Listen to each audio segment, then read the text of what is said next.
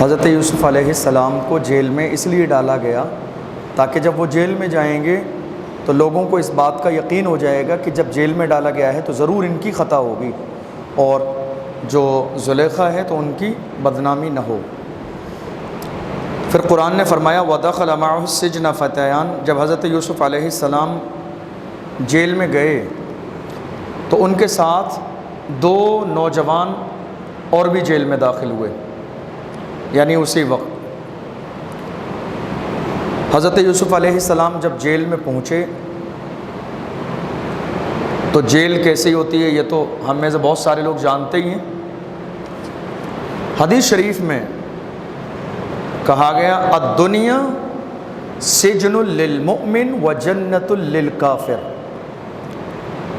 دنیا مومن کے لیے قید خانہ ہے، جیل ہے۔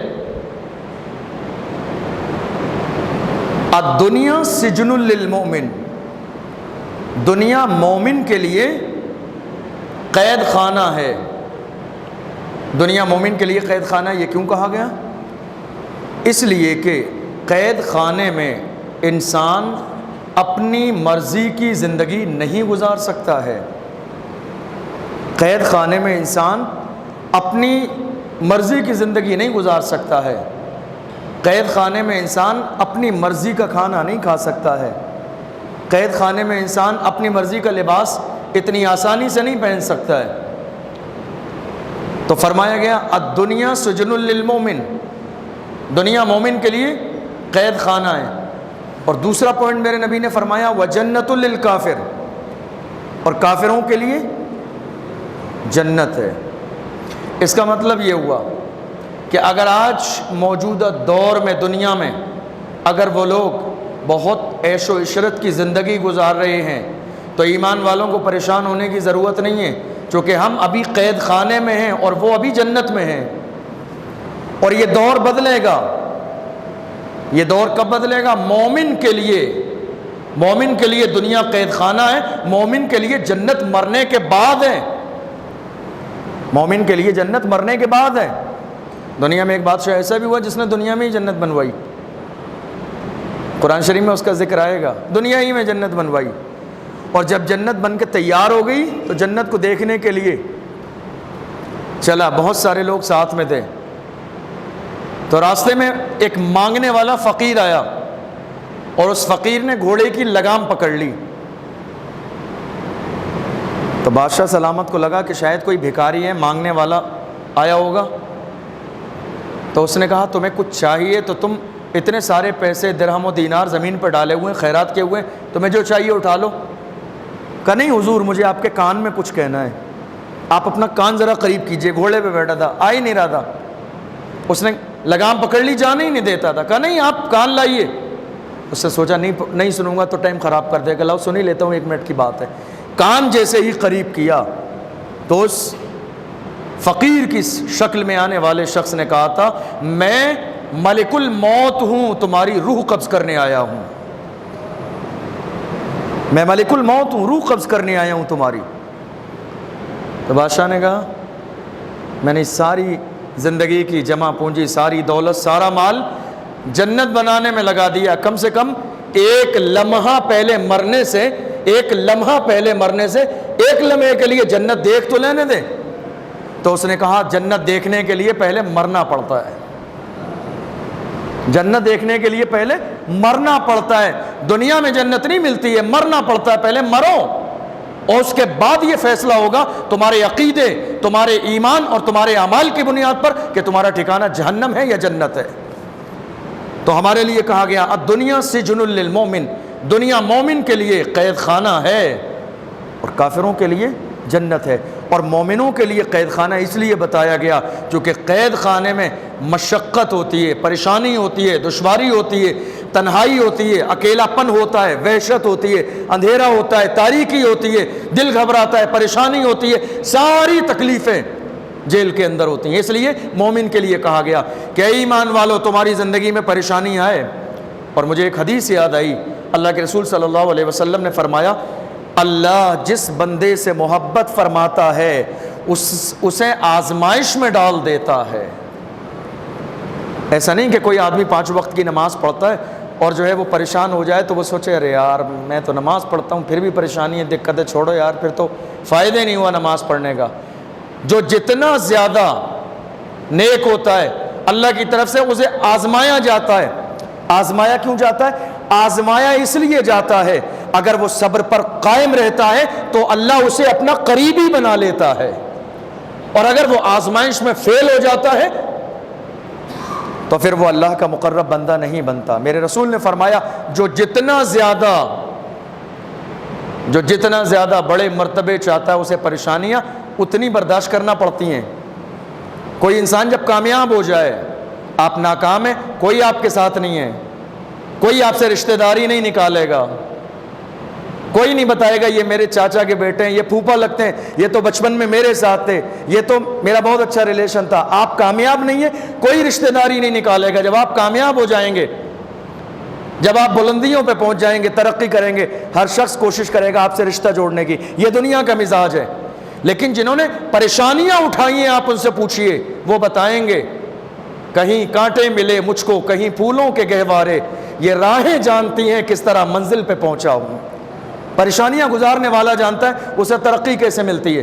میرے آقا صلی اللہ علیہ وسلم نے فرمایا جس کو بلندی دی جاتی ہے اسے آزمایا جاتا ہے۔ اس کو اتنا بڑا منصب دیا جا رہا ہے، آزمائش کی جائے گی یہ اس منصب کے لائق ہے بھی یا نہیں ہے۔ آپ دیکھ لیجئے ہمارے نبی سے پہلے اور بعد میں غریب نواز کو ہندوستان کا بادشاہ بنایا، آزمائش دیکھ لیجئے آپ۔ عشق والے کہاں سے چلے کہاں پہنچے، یہ اہل شک ہیں اگر میں مگر میں رہتے ہیں۔ کہاں سے چلے، کیسی تبلیغ کی، کیسی پریشانیاں ہوئیں، کیسی دشواریاں ہوئیں زندگی میں۔ اللہ جسے بڑا بنانا چاہتا ہے پہلے اسے آزماتا ہے کہ وہ اس منصب کے لائق ہے بھی یا نہیں۔ تو اگر میری آپ کی ہم سب کی زندگی میں پریشانی آئے، آزمائشیں ہوں، پریشان نہیں ہونا چاہیے، یہ یقین رکھنا چاہیے پریشانی دینے والی ذات بھی اللہ کی ہے تو پریشانی دور کرنے والی ذات بھی اللہ کی ہے۔ بیماریاں بھی وہی دیتا ہے، شفا بھی وہی دیتا ہے، کاروبار میں پستی بھی وہی دیتا ہے، اور اچھے کاموں کی بنیاد پر کاروبار میں بلندیاں بھی وہی دیتا ہے۔ وہی ہے جو ہماری دعاؤں میں تاخیر ہوتی ہے، اور وہی ہے کبھی ہمارے مانگنے سے پہلے ہماری دعاؤں کو قبول فرما لیتا ہے۔ حضرت یوسف علیہ السلام کی آزمائش کا دور ہے۔ وَدَخَلَ مَعَهُ السِّجْنَ فَتَيَانِ، جیل میں گئے۔ اب جیل کے بارے میں آپ نے سن لیا کیا حالت ہوتی جیل کی۔ بہت سارے لوگوں کے رشتہ دار ملنے والے جیل میں گئے بھی ہوں گے تو انہوں نے جا کے جیل کے حالات بھی دیکھے ہوں گے، وہاں رات سونا جاگنا، وہاں کھانا ملنا، یہ ساری چیزیں۔ میں نے بھی کئی بار لوگوں سے جا کے جیل میں ملاقات کی ہے، بڑی دشواریوں کا دور ہوتا ہے، تب جا کے ملاقات بڑی مشکل سے ہوتی ہے۔ راستے میں کتنے سارے لوگ رشوت لینے والے ہوتے ہیں، تب جا کے آپ بہت سارا انہیں کھانے کا پینے کا فروٹس دے دیجئے، پہنچتے ہی نہیں آپ کے بندے تک، وہ پہلے ہی بٹوارا کر کے حصہ لگا لیتے ہیں، اپنا یہ حال ہے۔ تو حضرت یوسف علیہ السلام جیل میں داخل ہوئے اور آپ کے ساتھ دو اور داخل ہوئے۔ یہ دو کون تھے داخل ہونے والے؟ جو مصر کا بادشاہ تھا ریان بن ولید املیقی، ایک اس کا کچن میں کام کرنے والا بندہ تھا جو کھانا بناتا تھا، اور ایک اس کو پانی پلانے والا اور شراب پلانے والا، یعنی پینے کی جو چیزیں ہوتی تھیں اسی کا کام ہوتا تھا، گلاس میں ڈال کے اس کوزے میں ڈال کے سرکار کی بارگاہ میں پیش کرنا۔ تو یہ دونوں تھے۔ بہت سارے لوگوں نے، تفسیر میں بہت سارے لوگوں نے رشوت دی ان دونوں کو، کہا کہ تم بادشاہ کے کھانے میں زہر ملا دو تاکہ یہ کھائے اور مر جائے۔ تو ایک کی ذمہ داری تھی پانی پلانا، اس سے کہا تم پانی میں زہر ملاؤ۔ ایک کی ذمہ داری تھی کھانا بنانا، اس سے کہا تم کھانے میں زہر ملاؤ۔ اتفاق ہو گیا، بات ہو گئی، رائے ہو گئی۔ کھانے والے نے تو کھانے میں زہر ملا دیا، پر پانی والے نے پانی میں زہر نہیں ملایا۔ اس کو آخری وقت پہ، بڑا اندر سے ایک نیک انسان تھا، اس کو خیال آ گیا میں کیوں ظلم کروں، میں کیوں کسی کی موت کی وجہ بنوں۔ اس نے پانی میں زہر نہیں ملایا، دسترخوان پر کھانا لگا، بادشاہ کے کھانا کھانے کے لیے بیٹھا۔ وہ لقمہ منہ کے قریب ہی لے جانے والا تھا کہ جس نے زہر نہیں ڈالا تھا پانی والے نے، اس نے کہا حضور رک جائیے، اس میں زہر ہے۔ تو اب کھانا بنانے والا سوچ رہا تھا کھانا جو میں نے بنایا زہر اس میں بھی ہے اور زہر پانی میں بھی ہے، حالانکہ پانی میں زہر نہیں تھا، اس نے ڈالا ہی نہیں تھا۔ تو جیسے ہی اس نے کہا کھانے میں زہر ہے رک جائیے، تو فوراً اس شخص نے کہا نہیں حضور کھانے میں ہی نہیں پانی میں بھی زہر ہے۔ دونوں نے ایک دوسرے کی پول کھول دی، کھانے میں بھی پانی میں بھی زہر ہے۔ تو اس نے کہا نہیں حضور پانی میں زہر نہیں ہے، آپ کہو تو پی کے بتا دوں۔ اس نے فوراً اٹھایا پانی پی کے بتا دیا، ثابت کر دیا کہ پانی میں زہر نہیں ہے۔ تو اس کے مقابلے میں بادشاہ کو تھوڑا سا بھروسہ اس پر ہوا، لیکن کسی جانور کو بلا کے وہ کھانا ڈالا گیا، وہ کھاتے ہی مر گیا، یقین ہو گیا اس میں زہر ہے۔ تو ان دونوں لوگوں کو جیل میں ڈالا گیا، اور حالت کیا تھی؟ وَدَخَلَ مَعَهُ السِّجْنَ فَتَيَانِ، یہی دو نوجوان تھے جو حضرت یوسف علیہ السلام کے ساتھ جیل میں داخل ہوئے۔ یاد رکھیے گا یہ جو تعلق ہے یہ آخری واقعے تک آئے گا۔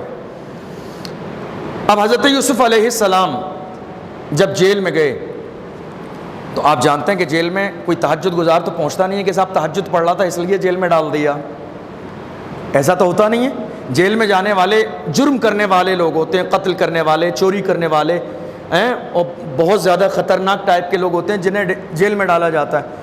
حضرت یوسف علیہ السلام جب جیل میں گئے، جانے کے بعد آپ بیٹھ گئے، تفسیر میں ہے کہ آپ رونے لگے، آپ کی آنکھوں میں آنسو آ گئے۔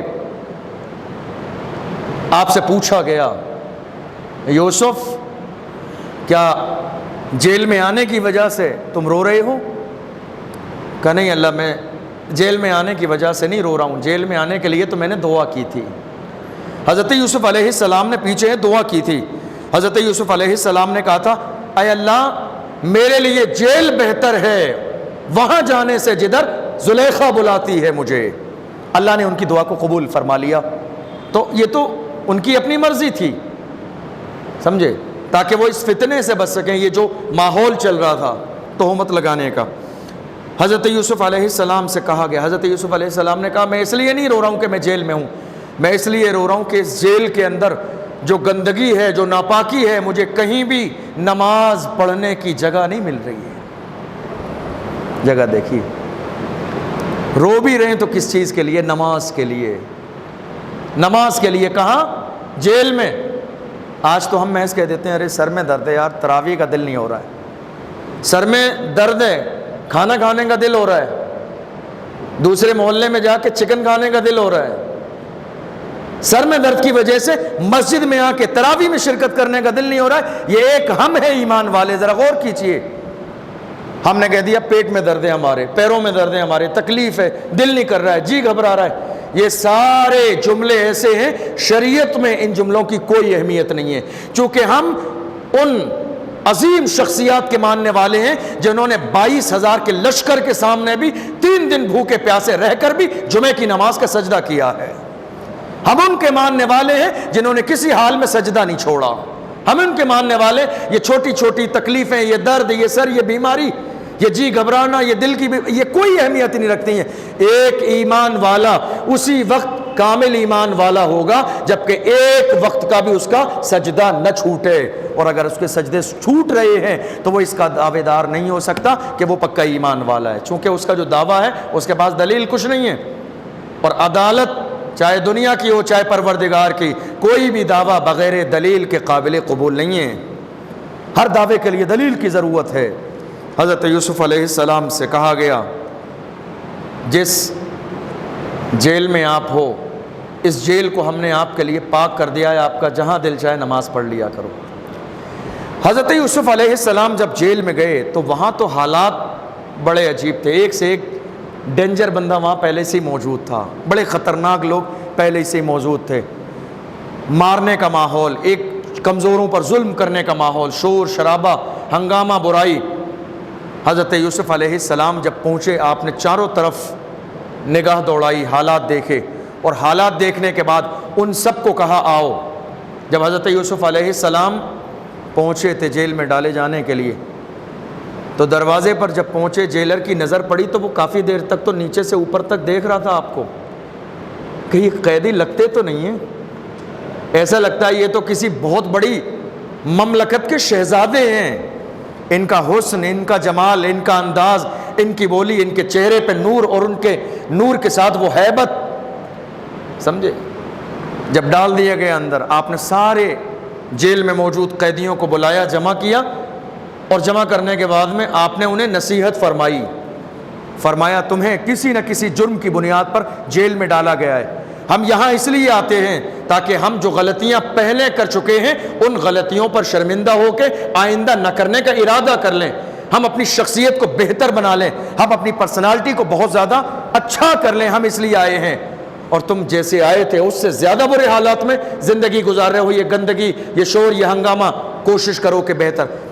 چونکہ نبی کی زبان سے نکلنے والے جملے تھے، لوگوں کے دلوں پر اثر کر گئے۔ آپ نے کہا پہلا کام تمہارے لیے یہ ہے کہ یہاں سارے جالے صاف کرو، صفائی کرو، اس کے بعد ایک دوسرے کی ہمدردی کرو، ایک دوسرے کے ہمدرد بنو، کوئی بیمار ہے تیمارداری کرو، تم بہت زیادہ کچھ نہیں کر سکتے چونکہ تم جیل میں ہو، لیکن کم سے کم بیمار کے سرہانے جا کے بیٹھ جاؤ، محبت کے 2 جملے بول دو، ہمدردی کے 2 جملے بول دو، اس مریض کو یہ احساس نہ ہو کہ وہ تنہا ہے، وہ اکیلا ہے، اس کے مرض میں اس چیز سے بہت زیادہ افاقہ ہوگا۔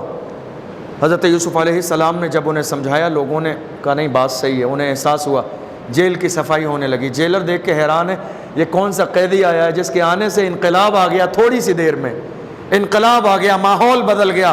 وہ لوگ جو 20-20 سال سے اس جیل میں بند ہیں، جن کو ہم کوڑے لگاتے لگاتے عاجز آ گئے، مگر آج تک ہماری ایک بات کوڑے کے ڈر سے بھی ان کے بات دل میں اثر نہ کر سکی، یہ کون آنے والا ایسا قیدی ہے جس کے ایک جملے نے ان کی زندگی میں انقلاب برپا کر دیا۔ حضرت یوسف علیہ السلام نے انہیں محبت کا مزاج دیا، انہیں محبت کا مزاج دیا، انہیں عیادت کا مزاج دیا، انہیں ہمدردی کا مزاج دیا۔ اور یاد رکھیے، ایک کامیاب انسان کون ہے؟ کامیاب انسان وہ ہے کہ ایک وقت میں اس کے اندر باپ کی شفقت بھی ہو، ماں کی ممتا بھی ہو، دوست کی مہربانی بھی ہو، بھائی کا پیار بھی ہو۔ اگر یہ 4 چیزیں انسان کے اندر جمع ہو جائیں تو وہ دنیا کا کامیاب انسان ہے۔ باپ کی شفقت، یعنی جو شفقت ایک والد کے دل میں اپنی اولاد کے لیے ہوتی ہے، یہ ہر انسان کے اندر ہونا چاہیے۔ ایک ماں کی ممتا، ایسا نہیں ہے کہ آپ کا کوئی اپنا دوست، کوئی بھائی، کوئی بیمار ہے، ماں موجود نہیں ہے تو آپ اسے کھانا دے کے دور چلے جاؤ۔ ایک ماں کا انداز یہ ہے کہ وہ مریض کے قریب بیٹھتی ہے، چھوٹے چھوٹے لقمے بنا کے اپنے ہاتھوں سے اپنی اولاد کے منہ میں رکھتی ہے۔ ہر انسان کے اندر ماں والی ممتا کا ایک عکس تو ضرور ہونا چاہیے، یہ کامیابی کی علامت ہے۔ باپ کی شفقت ہونا چاہیے، یہ کامیابی کی علامت ہے۔ آپ بہترین دوست بھی بن سکتے ہو اپنوں کے لیے، یہ ضروری نہیں ہے کہ آپ برگر کھانے کسی دوست کے سگے بھائی کے ساتھ بھی جا سکتے ہو، آپ گھومنے پھرنے دوستوں کے نہیں سگے بھائی کے ساتھ بھی جا سکتے ہو، یہ کامیاب انسان کی علامت ہے۔ حضرت یوسف علیہ السلام نے یہی مزاج دیا انہیں، ہمدرد بنو، ظلم کرنے کا مزاج ختم کر دو، کسی کمزور پر ظلم مت کرو۔ الغرض بہت تفصیل ہے اس میں۔ حضرت یوسف علیہ السلام نے ماحول کو بہتر کر لیا۔ حضرت یوسف علیہ السلام نے جب ماحول کو بہتر کیا، حتیٰ کہ ہلکے ہلکے انہیں اللہ کی طرف بلایا، دین کی دعوت دی، اسلام کی دعوت دی۔ آپ نماز پڑھتے، آپ اللہ کے سامنے سجدہ کرتے، آپ دعائیں کرتے، راتوں میں جاگتے، لوگوں کے ساتھ ہمدردی کرتے۔ کئی لوگ عزیز مصر کے محل میں ایسے تھے، اور بلکہ محبت کرنے والے تو سب لوگ تھے، اور انہیں بڑا افسوس بھی تھا کہ ایک نیک اور پارسا انسان پر تہمت لگا کے اسے جیل میں ڈال دیا گیا۔ تو 1-2 لوگ ایسے بھی تھے جو حضرت یوسف علیہ السلام سے ملنے آتے تھے، اور جب وہ ملنے آتے تھے تو محل سے کچھ کھانا پیک کر کے لاتے تھے کہ اتنا عظیم انسان جو محلوں میں رہنے والا ہو، محل کا کھانے کھانے والا ہو، نہ جانا جیل میں کیسی زندگی گزار رہا ہوگا، تو کچھ نہ کچھ سامان پیک کر کے لاتے تھے حضرت یوسف علیہ السلام کے لیے۔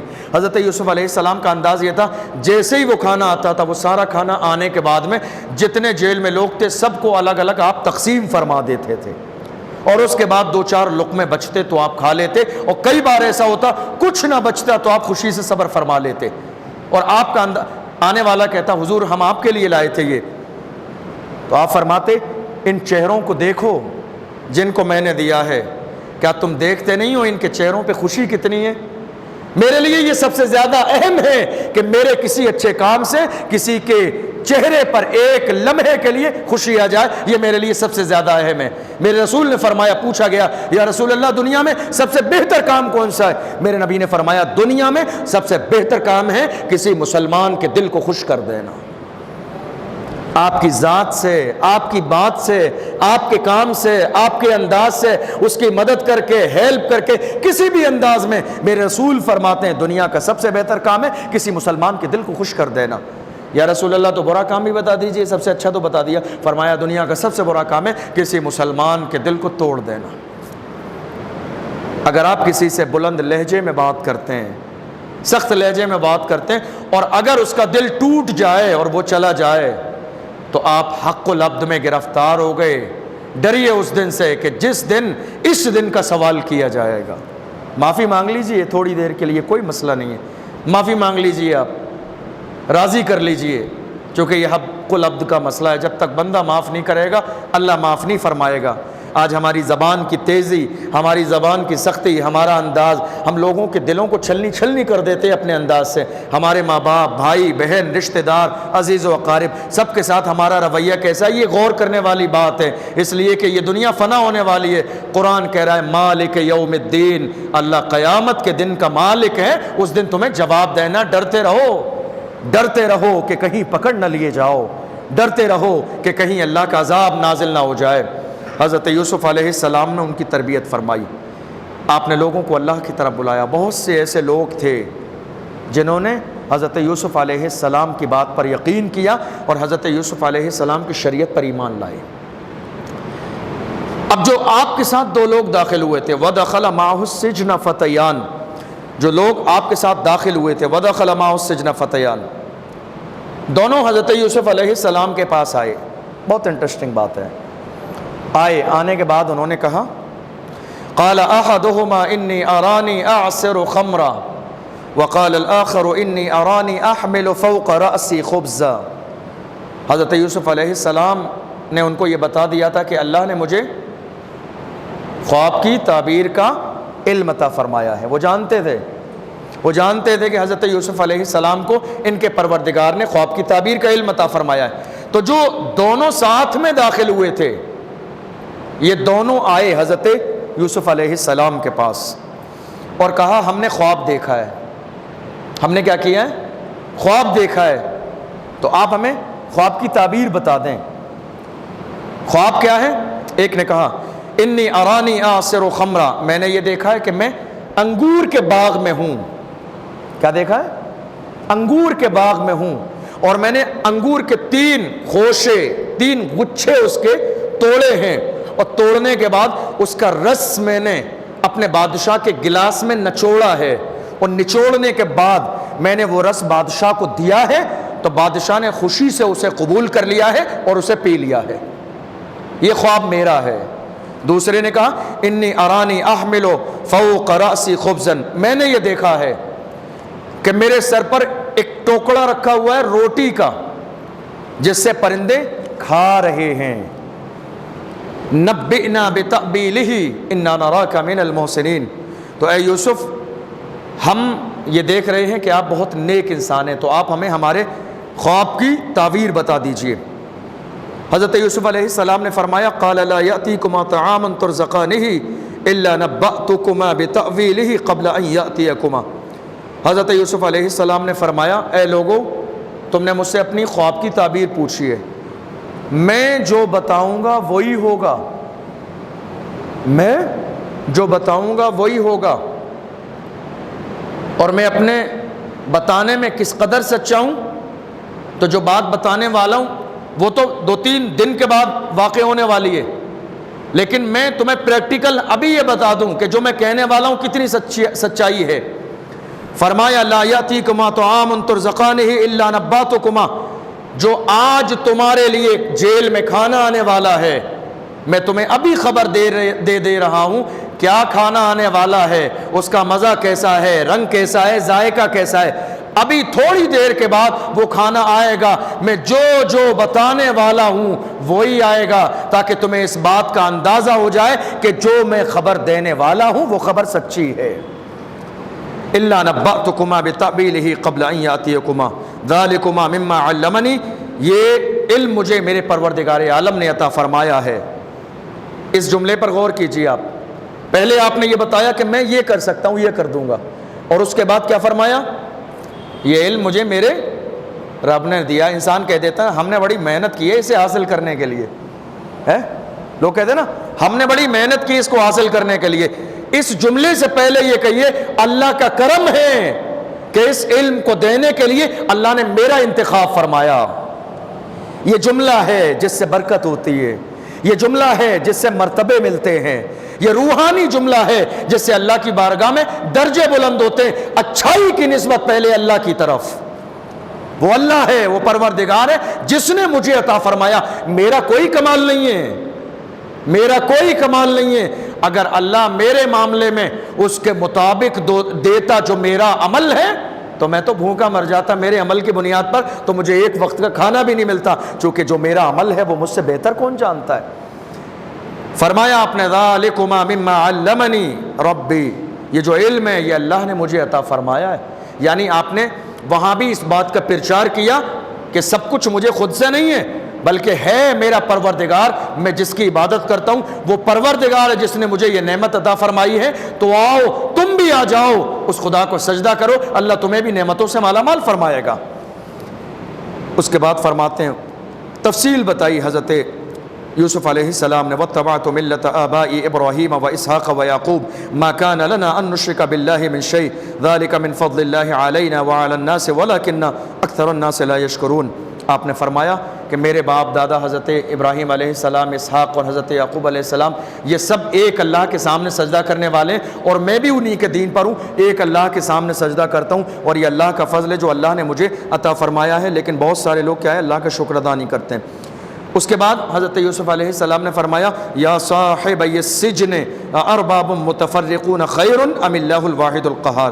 تو اے میرے جیل کے دونوں دوستو یہ بتاؤ کیا جدا جدا خدا بہتر ہے یا ایک اللہ بہتر ہے اس بات کے لیے کہ اس کے لیے سجدہ کیا جائے.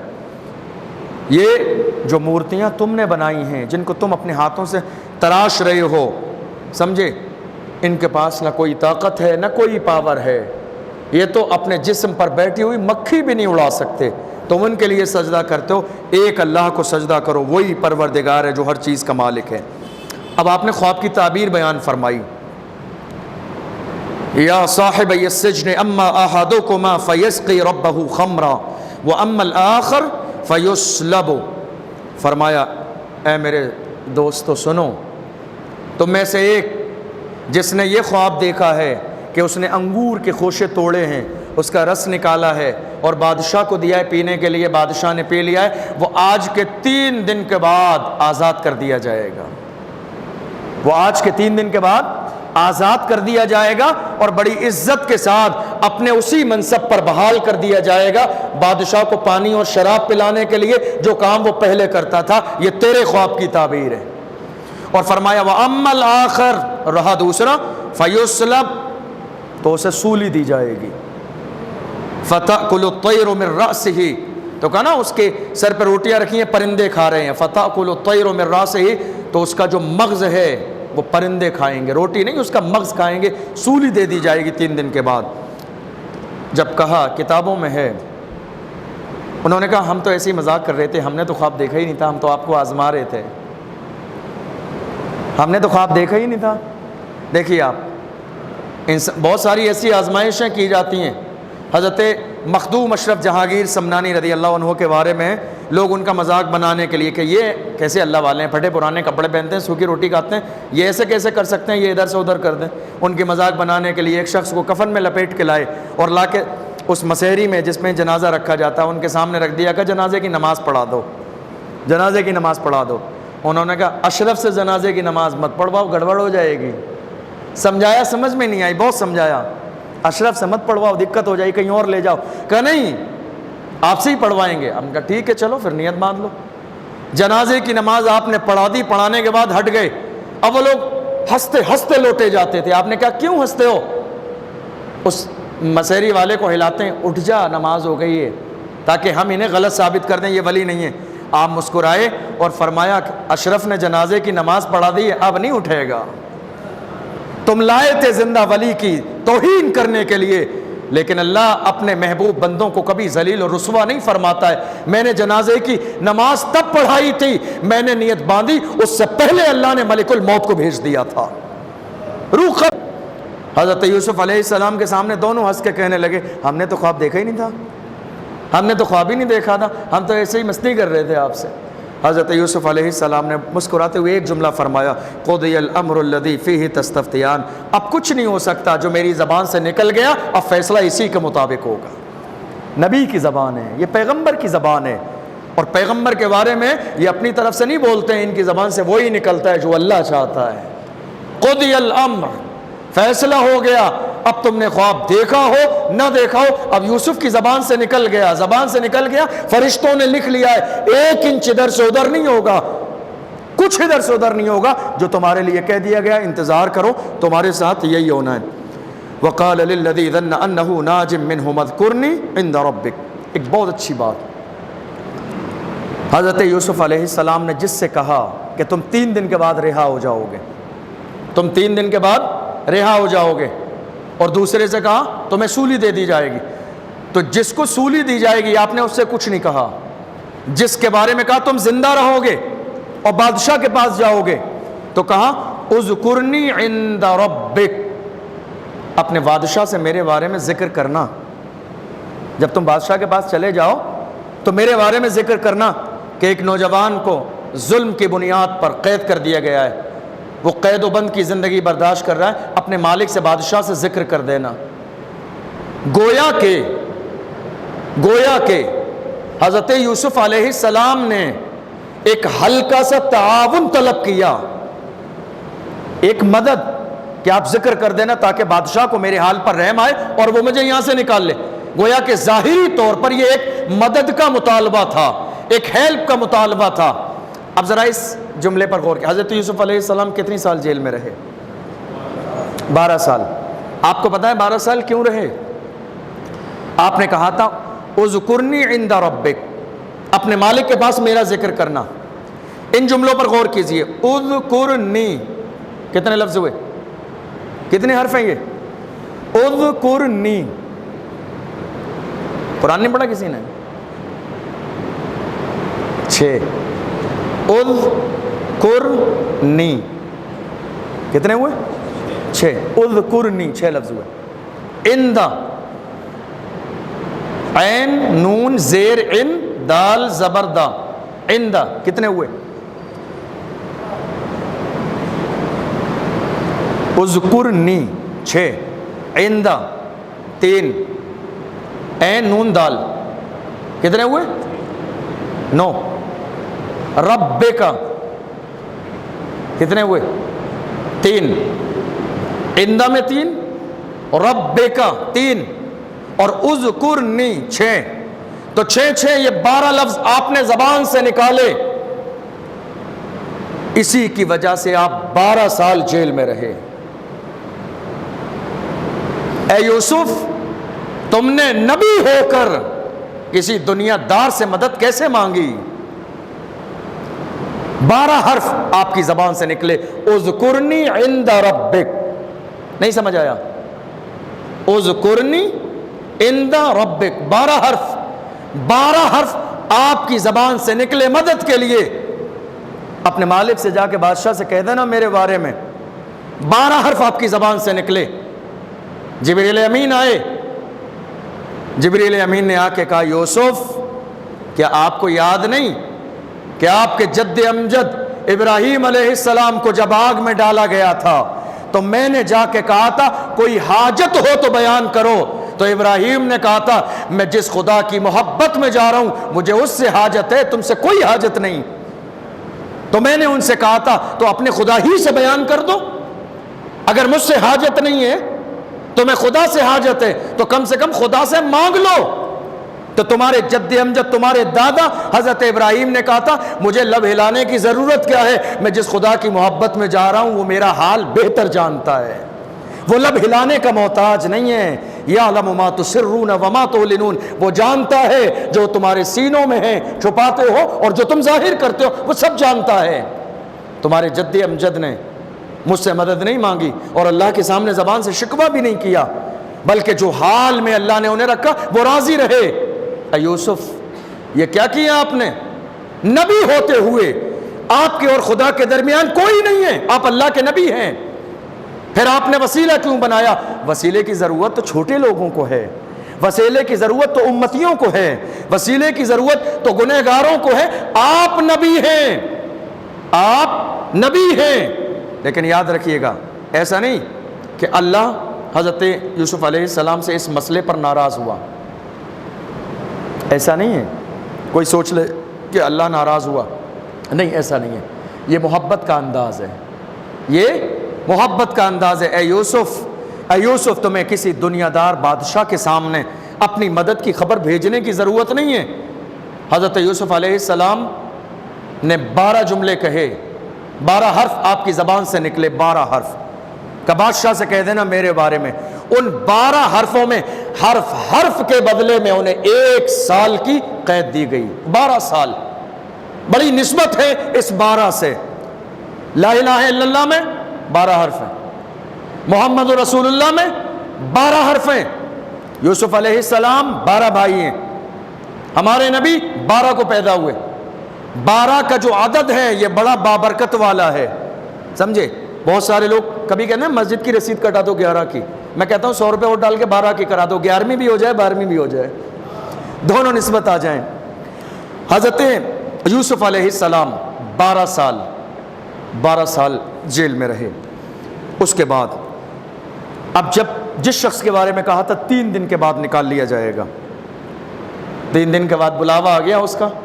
جیسے ہی بلاوا آیا سارے لوگ حیران ہو گئے۔ بہت سارے لوگ تو ابھی بھی یقین نہیں کر رہے تھے کہ جو یوسف نے کہا ہے وہ ہو جائے گا، یہ اتنے پہنچے ہوئے ہوتے تو یہاں جیل میں ہوتے۔ ہر طرح کے لوگ ہوتے ہیں، آپ جانتے ہیں، ہر طرح کے لوگ ہوتے ہیں۔ یہ اتنے پہنچے ہوئے تھے تو جیل میں تھوڑی ہوتے۔ لیکن جیسے ہی بلاوا تیسرے دن آیا آزادی کا، لوگ حیران ہو گئے۔ اس کا مطلب یہ ہے کہ جو یوسف نے خواب کی تعبیر بتائی تھی وہ سچی تھی۔ اب جب چلے گئے، اب اس شخص کو نکال لیا گیا، وہ گیا، بادشاہ کو اس بات پر یقین ہو گیا کہ اس نے پانی میں زہر بھی نہیں ملایا، اور بھروسے کی بنیاد پر فوراً پانی کو پیا بھی، اور اس کے بعد اس نے کبھی خیانت نہیں کی۔ بادشاہ نے اسے خوشی کے ساتھ، پانی نہیں پلاؤ گے مجھے؟ کہ نہیں حضور بالکل پلاؤں گا۔ کہ ٹھیک ہے، آج سے تمہاری وہی ذمہ داری ہے جو پہلے تھی، اور زیادہ عزت مل گئی۔ حضرت یوسف علیہ السلام نے کہا تھا اپنے بادشاہ سے جا کے میرے بارے میں کہہ دینا۔ فَأَنْسَاهُ الشَّيْطَانُ، شیطان نے بھلا دیا۔ انسان جو ہے نا، انسان بھی بڑا خود غرض ہوتا ہے، پریشانی کے دور کو بہت تیزی سے بھول جاتا ہے۔ دولت ملتے ہی، منصب ملتے ہی، عزت ملتے ہی، بڑے عہدے ملتے ہی سب بھول جاتا ہے پریشانیوں کو، اور وہ کامیاب انسان نہیں ہے۔ کامیاب وہ نہیں ہے جو اپنے پرانے دور کو بھول جائے، پریشانی کے دور کو بھول جائے، پھٹے پرانے لباس کے دور کو بھول جائے۔ حضرت یوسف علیہ السلام کو جیل میں کیوں ڈالا گیا؟ ظاہری وجہ تو آپ جانتے ہیں، ظاہری وجہ تو کیا ہے؟ تہمت لگائی گئی اس بنیاد پر۔ حقیقی وجہ یہ ہے، حقیقی وجہ جو حقیقت میں وجہ ہے اور اس کی حکمت یہ ہے کہ ان قریب یوسف کو عزیز مصر بنایا جائے گا، جیل میں ڈال دو تاکہ جیل میں رہنے والوں کی مشقت کا ان کو جب یہ بادشاہ بن جائے تو انہیں احساس ہو جائے، تاکہ ان کے بارے میں نرمی کا احساس ہو۔ ہمارے آقا صلی اللہ علیہ وسلم کے بارے میں دیکھ لیجئے، میرے آقا صلی اللہ علیہ وسلم کو اللہ نے دنیا میں یتیم بنا کر بھیجا۔ دنیا میں جتنے بچے پیدا ہونے والے ہوتے ہیں اللہ ان کے آنے سے پہلے کھانے پینے رہنے سہنے کا انتظام فرما دیتا ہے۔ بیٹیوں کی پیدائش ہونے والی ہوتی ہے، کاروبار اچھے چلنے لگ جاتے ہیں، اللہ غیب سے انتظام فرما دیتا ہے، چونکہ میرے رسول کا فرمان ہے جس گھر میں بیٹی پیدا ہوتی ہے اللہ کی رحمت نازل ہوتی ہے، فرشتے اس کے گھر کا آ کے طواف کرتے ہیں، اللہ اس کے جو ہے گھر پر رحمت و نور کی بارشیں نازل فرماتا ہے۔ لیکن حیرت کی بات یہ ہے کہ جب اللہ نے اپنے محبوب کو اس دنیا میں پیدا فرمایا تو پیدا ہونے سے پہلے باپ کو اٹھا لیا اس دنیا سے، یتیم بنا کر بھیجا۔ آپ جانتے ہیں کیوں یتیم بنا کر کیوں بھیجا؟ میرے نبی کو یتیم بنا کر اللہ نے اس لیے بھیجا چونکہ میرے محبوب تمہارے لیے دنیا میں یتیم دعا کر رہے ہیں، تم یتیم بن کر جاؤ۔ جب تم یتیمی کی زندگی گزارو گے تو تم زیادہ بہتر انداز میں محسوس کر پاؤ گے کہ ایک یتیم کی تکلیف کیا ہوتی ہے۔ میرے آقا صلی اللہ علیہ وسلم کو اس لیے یتیم بنا کر حضرت یوسف علیہ السلام کو جیل میں ڈالا گیا، جیل میں رہے، چونکہ اے یوسف ایک زمانہ وہ ہوگا جب یہ جیل تمہارے اشارے پہ چلے گی، تم بادشاہ بنائے جاؤ گے۔ 12 سال جیل میں رہ کے دیکھ لو یہاں کی تکلیفیں کیا ہوتی ہیں تاکہ تمہارے زمانے میں کسی پر ایسا ظلم نہ ہو۔ حضرت یوسف علیہ السلام نے کہا میرا ذکر کرنا. اب وہ شخص آیا, کام میں ذمہ داریوں میں لگ گیا, یاد ہی نہیں آیا اسے. کتابوں میں ہے, تفسیر میں ہے, جب وہ شخص نکلا تھا تو 5 سال ہوئے تھے حضرت یوسف علیہ السلام کو جیل میں, اور وہ شخص نکل کے چلا گیا, 7 سال تک اسے یاد نہیں آئی.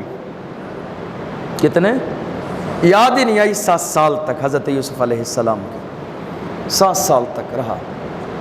انسان کو کبھی بھی اپنا پرانا دور نہیں بھولنا چاہیے, اور خاص طور پر اپنے محسن کو تو بالکل نہیں بھولنا چاہیے.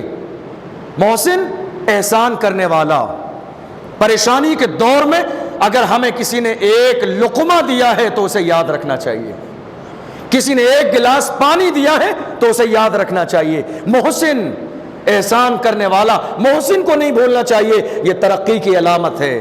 جس نے آپ کے ساتھ بھلائی کی, پریشانی کے دور میں آپ کے کاندھے پر رکھ کر ہاتھ رکھا, ہم تمہارے ساتھ ہیں, احسان نہیں بھولنا. اس لیے کہ ڈوبنے والے کو تنکے کا سہارا کافی ہوتا ہے.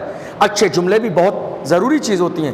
یہ جملے ہی ہیں جو ہمارے دل کو خوش کر دیتے ہیں, اور یہ جملے ہی ہیں جو ہمیں ٹینشن میں ڈال دیتے ہیں. تو اچھا کلام میرے رسول نے فرمایا صدقہ ہے. اچھی بات صدقہ ہے جس سے کسی مسلمان کا دل خوش ہو جائے. تم کوشش کرو کسی کے تکلیف کا باعث نہ بنو, خوشی کا ذریعہ بنو. میرے رسول کی حدیث کا مفہوم ہے خوشیاں بانٹو, خوشیوں کو عام کرو. اس لیے کہ دنیا میں غم تو بے شمار ہیں, تم خوشی کی وجہ بنو, کسی کی تکلیف کی وجہ نہ بنو. فَأَنْسَاهُ الشَّيْطَانُ ذِكْرَ رَبِّهِ, بادشاہ کے پاس جا کے یاد ہی نہیں آیا. فَلَبِثَ فِي السِّجْنِ بِضْعَ سِنِينَ, تو وہ کئی سال جیل میں پھر رہ گئے. اور آگے بتاؤں, بہت وقت ہو گیا, اور بتا دوں. وقال الملك إني أرى 7 بقرات سمان يأكلهن 7 عجاف و7 سنبلات خضر وأخرى يابسات. اب بادشاہ نے ایک خواب دیکھا. حضرت یوسف علیہ السلام کے جیل سے نکلنے کی اب وجہ بن رہی ہے. بادشاہ نے خواب دیکھا. کیا خواب تھا؟ انی ارا 7 بقرات سمان. بادشاہ نے دیکھا 7 موٹی گائے ہیں اور 7 کمزور گائے ہیں. تو جو کمزور گائے ہیں وہ بھاری بھرکم گایوں کو کھا رہی ہیں. وَسَبْعَ سُنبُلَاتٍ خُضْرٍ وَأُخْرَى يَابِسَاتٍ, اور 7 ہری بالیاں ہیں گیہوں کی, اور 7 سوکھی بالیاں ہیں. یہ خواب دیکھا, اور اس کے بعد اس نے کہا یا ایھا الملأ افتونی فی رؤیای ان کنتم للرؤیا تعبرون. جب خواب دیکھا, پہلے کا دور خواب کا تھا. بادشاہ جب خواب دیکھتے تھے تو ایسا نہیں اٹھے اور کام میں لگ گئے, نہیں. اب کام دوسرا تبھی ہوگا جب خواب کی تعبیر پتہ چل جائے. نہ جانے اس خواب کی تعبیر کیا ہو, اور بڑا مانا جاتا تھا. تو سارے عالموں کو, سارے اس طرح کے خواب بتانے والے, جادوگر, جتنے بھی لوگ اس طرح کا کام کرتے تھے, ان سارے لوگوں کو بلا لیا. ہمارے زمانے میں کہہ لیجئے کرنے دھرنے والے, دعا تعویذ والے, گنڈے والے لوگ جن کا پیشہ یہ سب کرنا, ان کو اکٹھا کر لیا گیا کہ صاحب بتائیے اس بارے میں خواب دیکھا ہے, تعبیر. خوب کوشش کی انہوں نے, خوب کوشش کی. اس کے بعد فرمایا بتاؤ میرے خواب کی تعبیر کیا. تو کہنے لگے قالوا ادغاث احلام. ادغاث کا مطلب ہوتا ہے جس کا کوئی مطلب نہ ہو.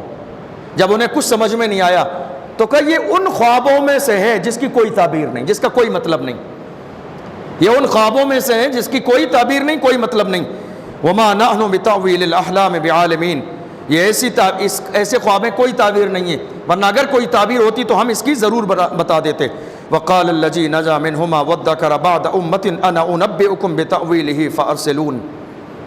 جب کوئی خواب کی تعبیر نہ بتا سکا تو اچانک اس شخص کو یاد آیا کہ ہے کوئی کہ جس کو پروردگار عالم نے اس خواب کی تعبیر میں ملکہ عطا فرمایا ہے, مہارت عطا فرمائی ہے, وہ اس فن کا ماہر ہے. اللہ نے کسی کو بہت عظیم بنایا ہے خواب کی تعبیر میں. ہے کوئی, یاد آیا. بادشاہ سے کہا حضور اگر آپ مجھے اجازت دیں تو میں ایسے شخص کو جانتا ہوں جو آپ کی خواب کی تعبیر بتا دے گا, جس نے میرے خواب کی تعبیر بتائی تھی. کون ہے؟ کہا جیل میں ہے. تو چونکہ خواب کی تعبیر بتانے والوں کا بڑا منصب ہوتا تھا, چونکہ بہت سارے علم کی ضرورت ہوتی ہے خواب کی تعبیر بتانے کے لیے, کہا اتنا عظیم آدمی جو خواب کا علم جانتا ہے وہ جیل میں کیا کر رہا ہے, جاؤ لے کر آؤ اسے. لینے کے لیے گئے. انا انبئکم بتاویلہ فارسلون. یوسف ایھا الصدیق، جب یہ پہنچے جا کے گلے لگے، سب سے پہلے معافی مانگی، اے یوسف، اے سچے دوست، مجھے اللہ کے لیے معاف کر دیں، میں گیا اور بادشاہت کے کاموں میں اتنا لگ گیا، مجھے خیال ہی نہیں آیا، مجھے خدا کے لیے معاف کر دیجئے۔ افتنا فی 7 بقرات سمان یأکلہن 7 عجاف و7 سنبلات خضر واخر یابسات۔ کہا بادشاہ نے خواب دیکھا ہے، خواب یہ ہے، 7 گائیں ایسی ہیں، 7 گائیں ایسی ہیں، 7 بالیاں ہیں، تو اس کی پوری تفصیل آپ مجھے بتا دو۔ لعلی ارجع الی الناس لعلہم یعلمون، میں چاہتا ہوں کہ یہ بات جا کے میں بادشاہ کو بتا دوں۔ حضرت یوسف علیہ السلام نے خواب کی تعبیر بتائی، قال تزرعون 7 سنین دأبا فما حصدتم فذروه في سنبله الا قلیلا مما تأکلون۔ یاد رکھنا تمہارے بادشاہ کے خواب کی تعبیر یہ ہے کہ 7 سال خوشحالی کے ہیں اور آنے والے 7 سال قحط سالی کے ہیں۔ تمہارے بادشاہ کے پاس ایک بہت عظیم خطرہ آنے والا ہے، قحط سالی کا دور آئے گا 7 سال تک، تمہاری حکومت کو بہت بڑا خطرہ ہے۔ ثم یاتی من بعد ذلك 7 شداد یأکلن ما قدمتم لہن الا قلیلا مما تحسنون۔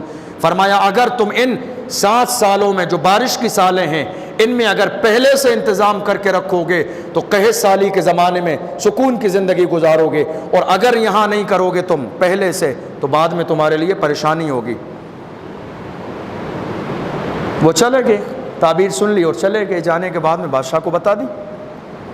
بادشاہ کو جب خواب کی تعبیر بتائی تو بادشاہ کے دماغ میں یہ بات ٹچ ہو گئی کہ میرے خواب کی بالکل پرفیکٹ تعبیر ہے، یہی مطلب ہو سکتا ہے۔ وقال الملک ائتونی بہ، تو کہا جاؤ ایک کام کرو، اس شخص کو لے کر آؤ جس نے خواب کی تعبیر بتائی ہے، بڑا عظیم انسان ہے وہ، اسے لے کر آؤ، میں اس کی زبان سے تعبیر سننا چاہتا ہوں، لے کر آؤ۔ وقال الملک ائتونی بہ، میرے پاس لے کر آؤ۔ قال ارجع الی ربک فاسألہ ما بال النسوۃ اللاتی قطعن ایدیہن۔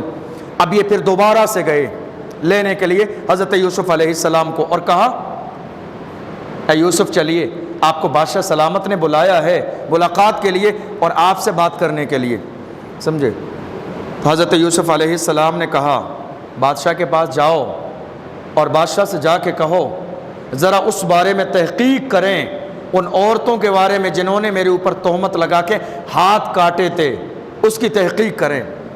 یہاں غور کرنے والی بات یہ ہے کہ حضرت یوسف علیہ السلام کو تو 12 سال جیل میں ہو گئے تھے، اب جیل سے نکلنے کا پروانہ آیا تھا تو انہیں بہت تیزی سے نکل کے جانا چاہیے تھا، لوگ عزت سے لینے آ رہے تھے، بادشاہ سلامت ملنے کے لیے بے قرار تھے، مگر حضرت یوسف علیہ السلام نے کہا نہیں، تحقیق کرو پہلے اس بات کی، میں نکلنے میں جلدی نہیں کروں گا، تحقیق کرو۔ تحقیق اس لیے کرو تاکہ بادشاہ کے سامنے یہ مسئلہ آ جائے اور عزیز مصر کو یہ پتہ چل جائے کہ جس نے مجھے اولاد کی طرح پالا اس کے دماغ میں یہ نہ رہے کہ میں نے خیانت کی ہے۔ اس مسئلے کی تحقیق کرو تاکہ مسئلہ واضح ہو جائے اور بادشاہ کے ذہن میں یہ خیال آ جائے کہ میں نے خیانت نہیں کی ہے عزیز مصر کے ساتھ۔ عزیز مصر کون تھا؟